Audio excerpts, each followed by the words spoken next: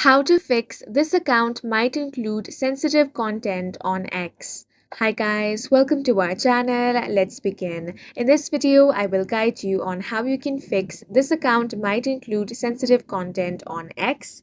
Now, if you are trying to open up any profile on the X app and you encounter this error that says this account might include sensitive content, you want to exit out of the X app and open up any web browser. Now head over to x.com. Make sure to sign into your account. Now tap on the profile icon at the top left corner of your screen. From here, select Settings and Privacy option. Now select the option of Privacy and Safety.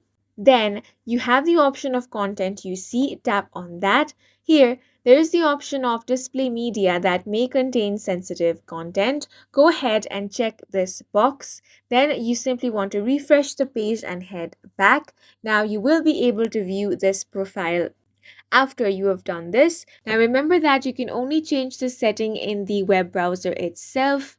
And that's it for this video. If you found it helpful, please make sure to hit the like button and subscribe for more videos like this.